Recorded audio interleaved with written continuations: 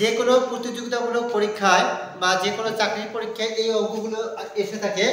তো আসলে এই ভিডিওটা দেখলে কিন্তু এই অঙ্কগুলো খুব সহজেই 1 মিনিটের আগে কিন্তু সমাধান করা সম্ভব। এখন এখানে দেওয়া আছে x + 1 / x = 3 হলে x / x² + x + 1 এর মান কত। এখন এটা যদি কেউ চায়, একটা বিষয় হচ্ছে দেখো এখানে x + 1 / x এর মান কত 3।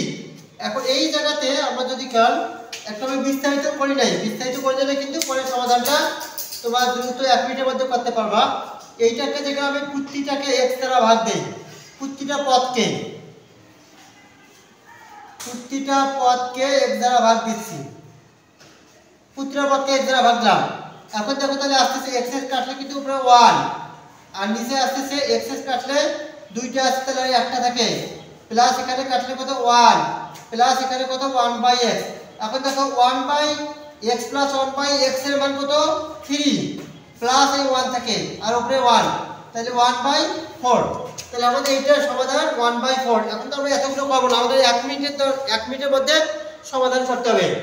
এখন x² এটা দ্বিঘাত, এই জায়গাতে দেখতে হবে এখানে প্লাস আছে না মাইনাস, যদি এখানে প্লাস আছে তাহলে কি করব, এই 3 এর সাথে 1 যোগ করব, যোগ করে যেটা হবে সেটা এখানকার উত্তর। 3 এর সাথে 1 যোগ করলে কত হয় 4, তাহলে 1/4 উত্তর।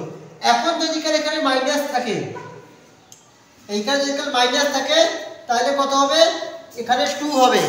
কেন 2 হবে, এখানে যদি দেখো এই জায়গায় তখন কিন্তু এখানে মাইনাস হবে, আবার কিন্তু তখন এই জায়গায় মাইনাস হবে, তখন কিন্তু এই জায়গায় মাইনাস হবে, তখন কত 1/2।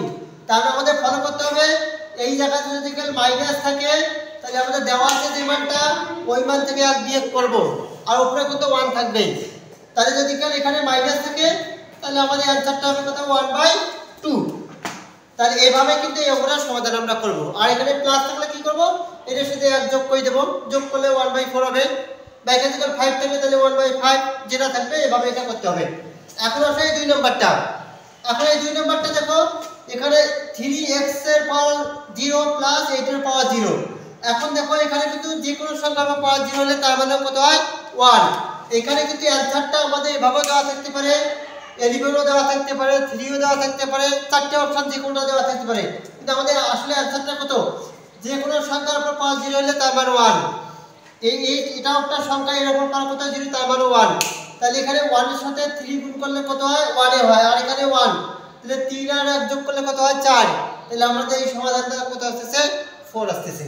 এখন এটাতে আসো, এখন এইটার সম্পূর্ণ হবে কত পাওয়ার 0, সম্পূর্ণ হবে পাওয়ার 0 বলতে কি এইটার মান কিন্তু 1, এটা 1।